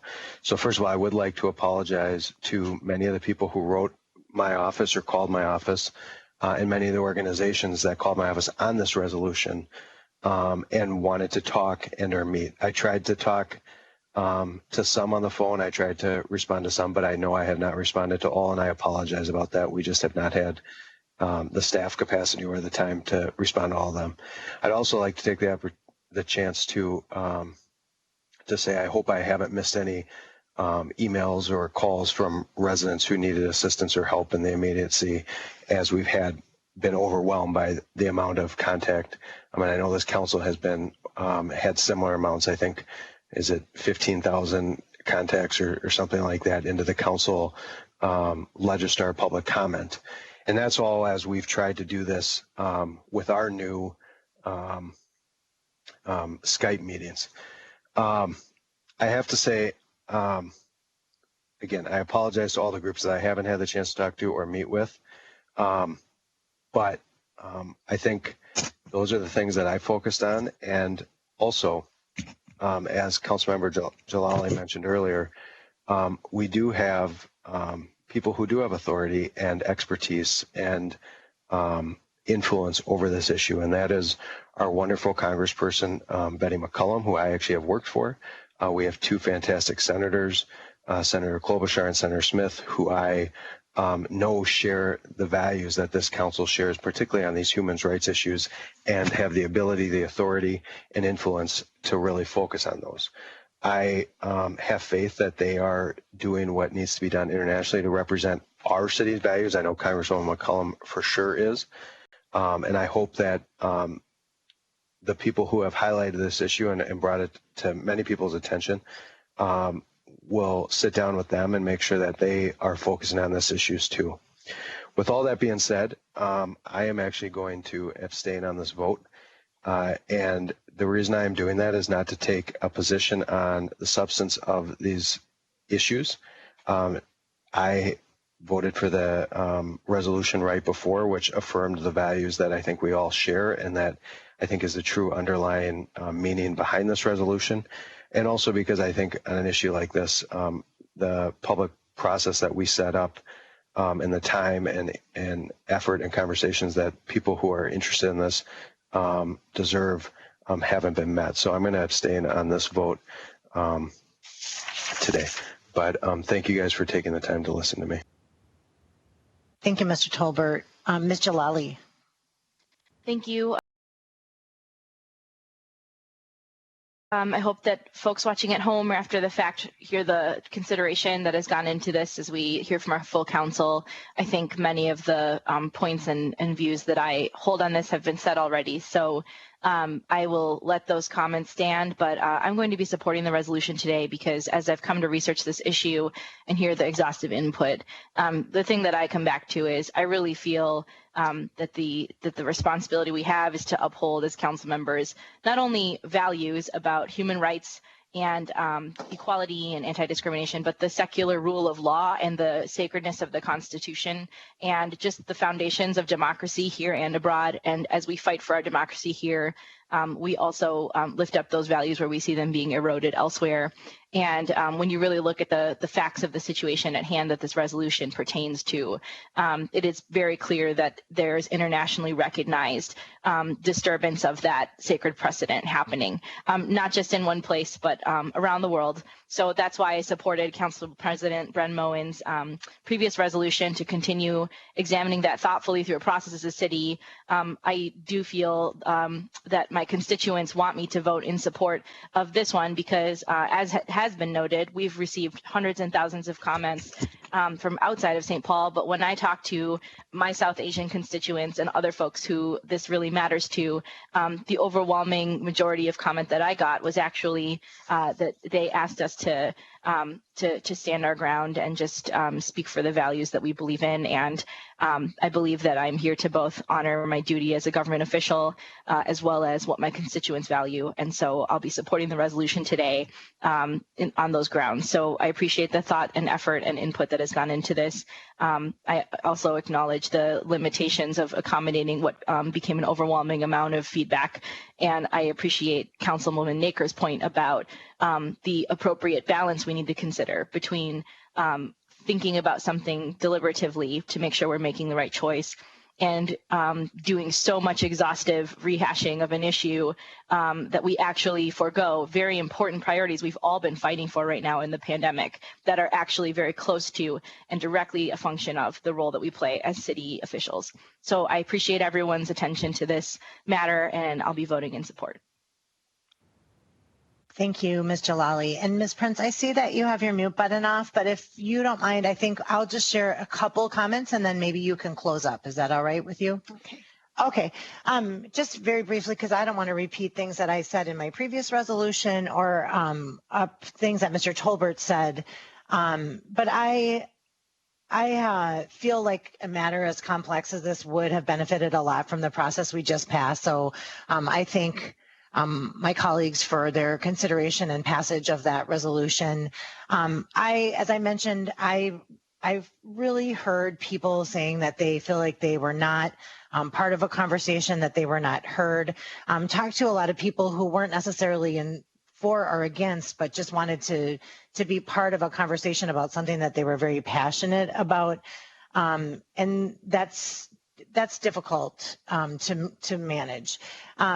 I too want to thank all the people who reached out. The folks that I was able to have a conversation with were very enlightening, very educational. They were very passionate, and I feel like I learned a ton this week. I feel bad that I wasn't able to connect with many of the people who did reach out to me. I do want to single out one person in particular, and that's my constituent. Our former colleague and a friend, Dr. Bruce Corey, who has been working very hard behind the scenes to try to find a path forward that addresses the human rights issues and at the same time navigates the challenges of a resolution that's needs more nuance. And I really thank him and ultimately landed on the plan to work on resolutions going forward so that we could, amend our process so that we don't run into this again.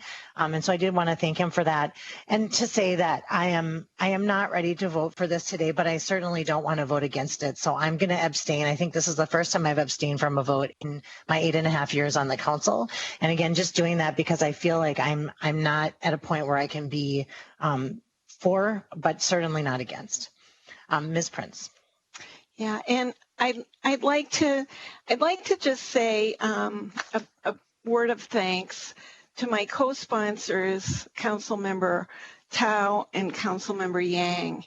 And I also want to say that this came to me probably back in late February or early March. I got a call from Muna Aden, who was a young staff person at the Council on American Islamic Relations in Minnesota. And Muna made such an impression on me. And I want to thank Muna, and I also want to thank Sadia Taranum and Jaylani Hussein, the executive director of CARE Minnesota, for their steadfastness on this issue and for their going the extra step to make it personal to us in St. Paul, because as the resolution said that Council President Brenmon brought in earlier, the things that are happening now in India are happening to family members of people who live in St. Paul. So I'm grateful to everyone who educated me on this issue, and I'm really grateful for my council colleagues being so thoughtful on this issue, and for the extra time it took that I did not anticipate, and I am grateful to all of you for putting up with that extra work that came through our offices. So anyway, with that, I guess I'll move approval and say thank you. So Ms. Prince moves the version 2 in Star. Roll call. Tolbert? Abstain. Yang? Aye. Jalali? Yes. Naker? Aye. Prince? Aye. Tao? Aye. Council President Brenmon? Um, 5 in favor, no one opposed, and 2 abstaining, being council members Tolbert and Brenmoen. The resolution is adopted. And Council President, we having a hard time hearing you with your mic up. Up. Thank you. So yell louder or move the mic. Okay. Resolution is adopted as amended. Okay. Item number 23 is first reading of ordinance 20-20, granting the application of Pacific Ramp LLC to rezone property at 1015 Bandana Boulevard West from B3 General Business to T3 Traditional Neighborhood and amending Chapter 60 of the Legislative Code pertaining to the zoning map. This ordinance is being laid over to June 3rd for second reading. It is 1 week longer than we normally would do. The public hearing notice was inadvertently noticed for today, and so moving the second reading to June 3rd will allow enough notice to be put out for the public hearing, which will be on June 10th. For the following items, legislative hearing staff were unable to contact individual property owners, or the item is an assessment roll where there were too many property owners to contact. Therefore, the motion for the following items is to continue the public hearing to July 15th, 2020, and renotice the pending assessments. Item 32, RLHTA 20-243, 2085 La Crosse Avenue. Item 33, RLHTA 20-228, 885 Market Street. Item 39, RLHTA 20-272, 1032 6th Street East. Item 43, RLHTA 20-231, 678 Snelling Avenue North. Item 48, RLHAR 20-60, ratifying assessments for collection of vacant building registration fees billed during February 5th to November 22nd, 2019. Item 50, RLHAR 20-62, ratifying the assessments for collection of fire certificate of occupancy fees billed during October 14th to November 20th of 2019. And item 51, RLHAR 20-63, ratifying the assessments for excessive use of inspection or abatement services billed during October 22nd to November 21st, 2019. So again, the motion is to continue the public hearing to July 15th, 2020, and renotice the pending assessments. All right. With that, Ms. Prince moves to continue to July 15th, 2020, and renotice. Any discussion on that motion? Roll call. Tolbert? Yes. Yang? Aye. Jalali? Aye. Naker? Aye. Prince? Aye. Tao? Aye. Council President Brenmoen? Aye. 7 in favor, no one opposed. The public hearings are continued to July 15th, 2020, and the pending assessments will be renoticed. For the following items, excuse me here, the administration has requested that all nuisance abatement assessments be considered by the City Council in 2021. Therefore, the motion for the following items is to continue the public hearing to February 3rd, 2021, and renotice the pending assessments. Item number 27, RLHTA 20-223, 55 5th Street East. Item 34, RLHTA 20-230, 888 Maryland Avenue East. Item 41, RLHAR 20-65, 1425 6th Street East. Item 42, RLHTA 20-210, 836, 838 Smith Avenue. Item 49, RLHAR 20-61, ratifying the assessments for securing and/or emergency boarding services during December 2019. And item number 52, RLHAR 20-64, ratifying the assessments for towing of abandoned vehicle services during August to December of 2019. And again, for these items, the motion would be to continue the public hearing to February 3rd, 2021 and renotice the pending assessments. With that information, Mr. Tao moves to lay the matter over to February 3rd, 2021 and renotice. Any discussion on that motion? Seeing none, roll call. Tolbert, Yes. Yang, Aye. Jalali, Aye. Naker, Aye. Prince, Aye. Tao, Aye. Council President Bredmoen. Aye. 7 in favor, no one opposed. The public hearings are continued to February 3rd, 2021, and the pending assessments will be renoticed. For the following cases, legislative hearing staff have contacted the property owners and continuing the public hearing.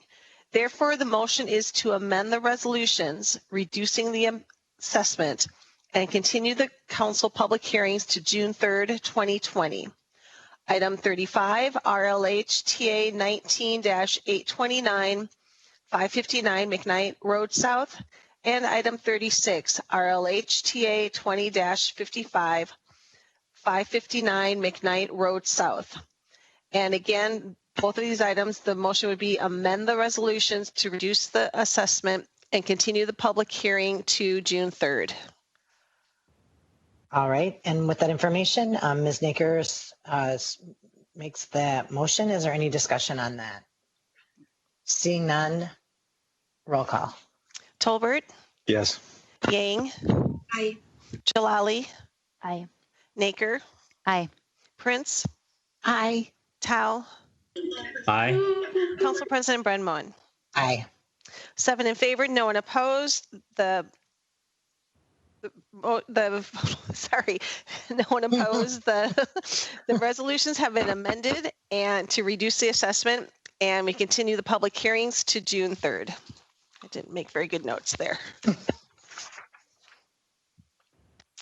For the following cases, legislative hearing staff contacted these property owners and the recommendations are uncontested. Therefore, the motion is to adopt the following items. Item 25, RLH TA 20-184, 608 Beaumont Street.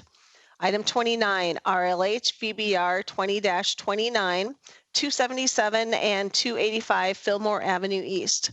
Item 30, RLH CO 20-7, 1341 Forest Street. Item 31, RLH VO 20-15, 1326 4th Street East. Item 37, RLH RR 19-32, 718 Orange Avenue East.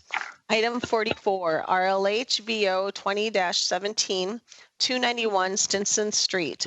Item 45, RLH FCO 20-33, 147 Sycamore Street East. Item 46, RLH TA 20-313, 697 Virginia Street.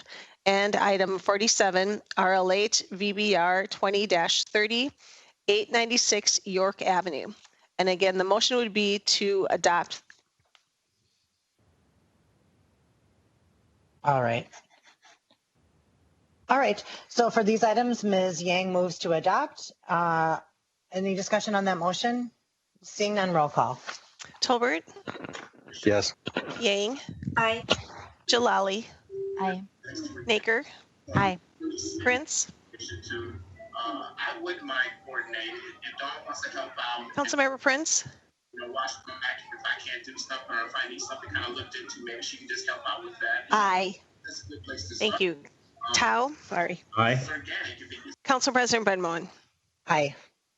7 in favor, no one opposed. The public hearings are closed and the resolutions are adopted. For the following cases, legislative hearing staff have contacted these property owners, alerting them to the recommended amendments, and these recommendations are uncontested. Therefore, the motion is to amend and adopt these items. Item 24, RLH TA 19-888, 1742 Arlington Avenue East. Item 26, RLH TA 19-890, 757 Dayton Avenue. Item 28, RLH TA 19-877, 721 5th Street East. Item 38, RLH TA 19-895, 1701, 1703 St. Clair Avenue. And item 40, RLH TA 19-871, 1311 6th Street East. And again, the motion is to amend and adopt. All right. So with that, Mr. Tolbert moves to amend and adopt. Is there any discussion on that motion? Seeing none, roll call. Tolbert? Yes. Yang? Aye. Jalali? Aye. Baker? Aye. Prince? Aye. Tao? Aye.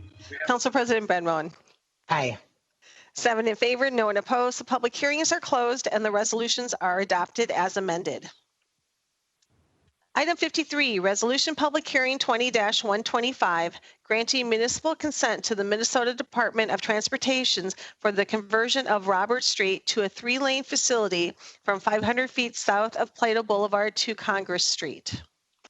And I believe we're getting a brief staff report. Yes, thank you, Council President. I believe that Melissa Barnes from MnDOT is here to just give a brief update on what this project entails. Great. Melissa, at long last, hopefully you are on. Welcome.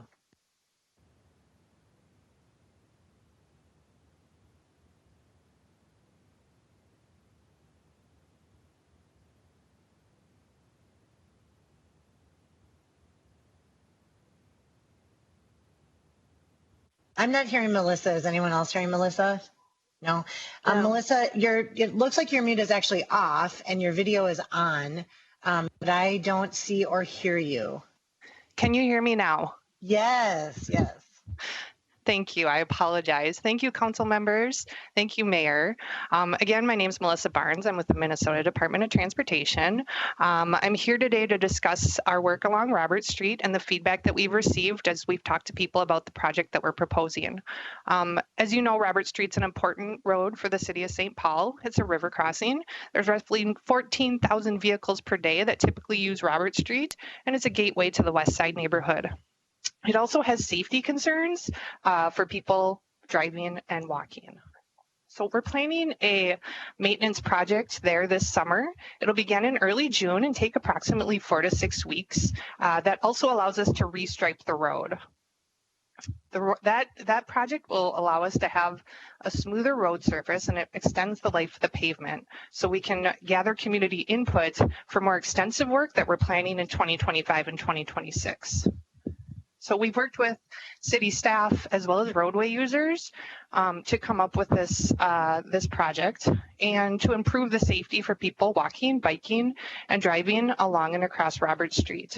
So what the project entails is restriping Robert Street between just north of Wood Street and down to Cesar Chavez Street, changing the current configuration, which includes 2 lanes in each direction with turn lanes, into a single lane configuration with a 2-way left turn lane down the middle, otherwise known as a road diet. South of Congress Street, though, the lane configuration will actually stay the same. This stretch of Robert Street has that history of pedestrian crashes, some of them being severe, and it will improve pedestrian safety by reducing the number of lanes that people walking have to cross and the amount of time that they are exposed to traffic. This work will not eliminate or disrupt or change any parking in the area, and it will not change the location of any existing crosswalks. We've been engaging community members and sought feedback on the proposed lane changes. We've created a project website with a video presentation and feedback form where people could submit comments and questions. Our department promoted it through emails, social media posts, and physical mailers to residents near Robert Street.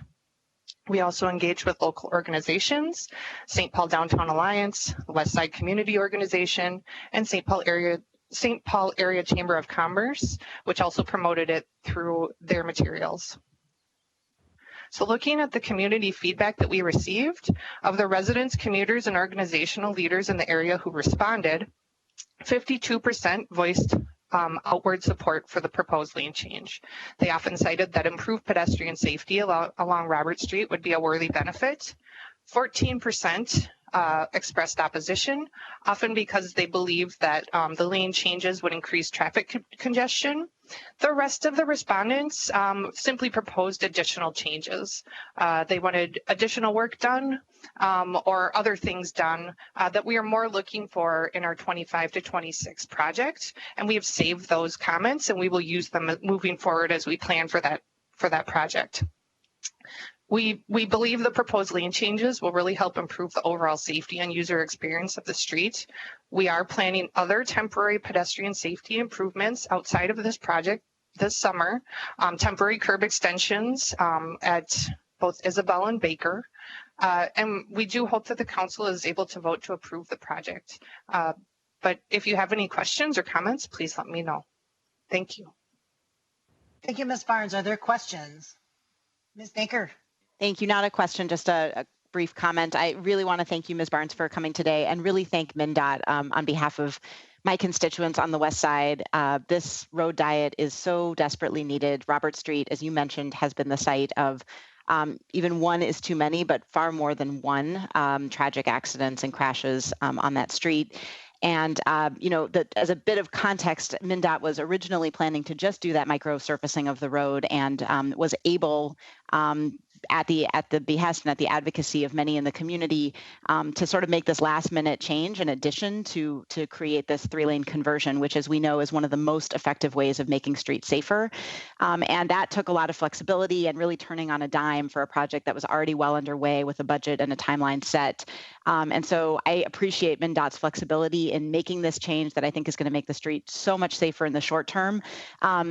I do recognize, and I heard mostly from constituents who wanted to see more, who said this is great, but we also want bike lanes, or we also wanted to go further to all the way to Plato, for example. And I'm interested in those things too, but given the timeline and the scope of this project being so constrained, it really is about this 3-lane conversion or just the microsurfacing. And I would rather take the good over the perfect at this moment and make this road significantly safer for our neighborhood. So I'm excited to work with MnDOT on the plans for 2025, which I know we're already starting to get to really reshape the road in a direction that makes it more of an amenity to the neighborhood. But for now, I'm just thrilled to be able to move approval of this 3-lane conversion. Great, thank you. And any other questions or comments on this item? Wonderful.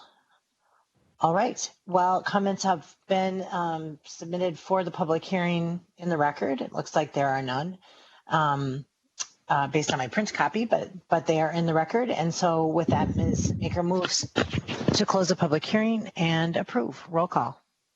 Tolbert. Yes. Yang. Aye. Jalali. Aye. Naker. Aye. Prince. Aye. Tao. Aye. Council President Brenmoen. Aye.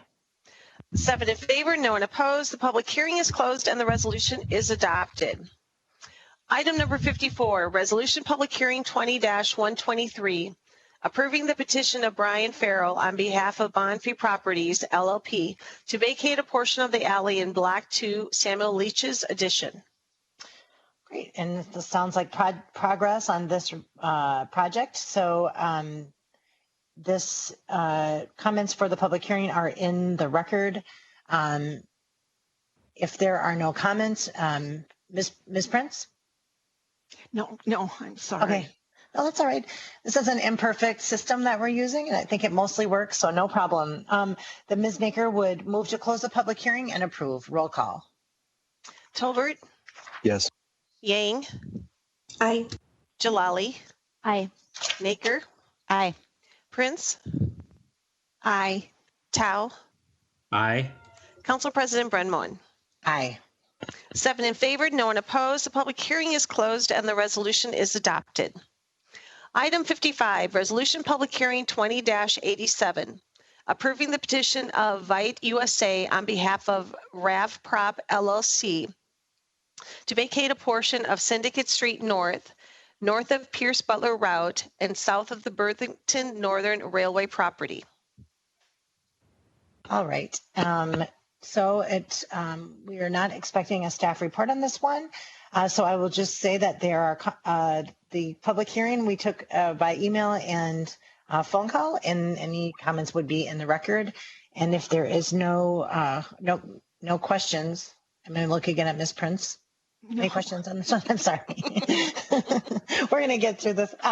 Ms. Jalali would move to close the public hearing and approve. Roll call.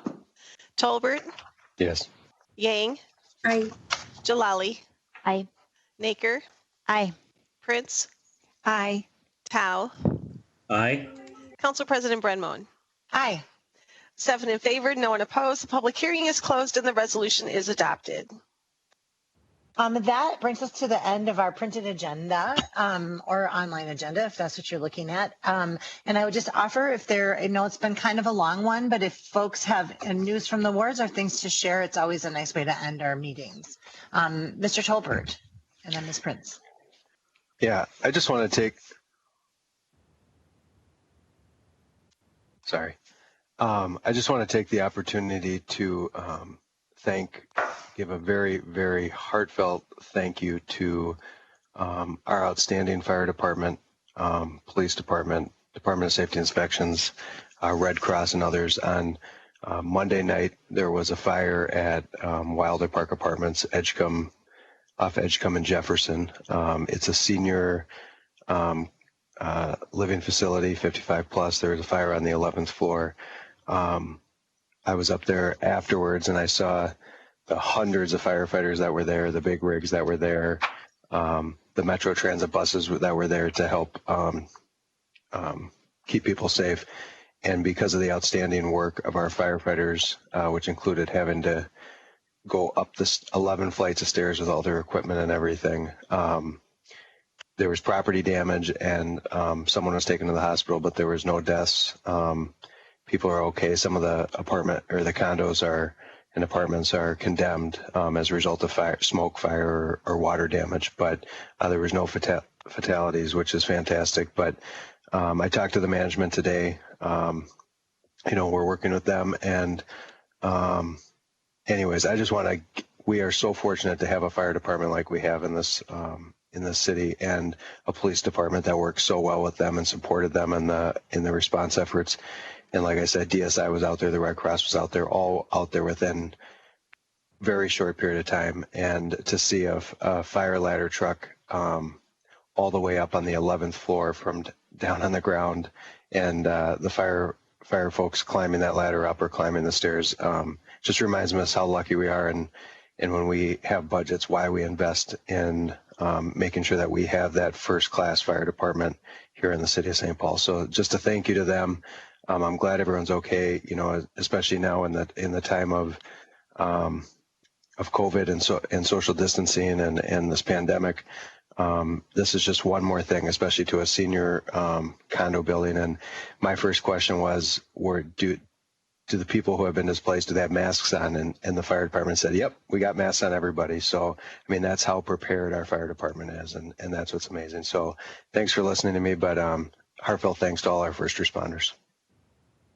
Thank you, Mr. Tolbert. And I know that Chief Inks mentioned some of that on the emergency call this morning, but I think when these incidents happen in your ward, you get a much more in-depth sense of what really happened there. So I appreciate hearing that as well, more about it. It is amazing when it comes time to get into incident command, how our emergency crews are absolutely amazing here in the city. So thanks for sharing that. I see Ms. Prince. Yes, and thanks, Councilmember Tolbert, for that. Absolutely, we are very fortunate to have the public safety units that we have, and brave and true. I just have an item for tomorrow evening, Thursday, May 21st at 5 p.m. Great River Greening is hosting a Zoom program with volunteer and professional photographer Bruce Nimmer, who will be teaching people how to get the best nature shots with your smartphone. So you can sign up on the Great River Greening website. That's tomorrow night at 5. The class is limited to 20, but it will be posted afterwards for anybody who can't get in. And that's on the Great River Greening website. Awesome. Other news from the wards? All right. Well, thank you, everybody. It's been quite a week, and I appreciate the working through all the different moving parts today. And I'm sorry I didn't bring news from my ward to share, but since there is nothing else to come before us today, we are adjourned.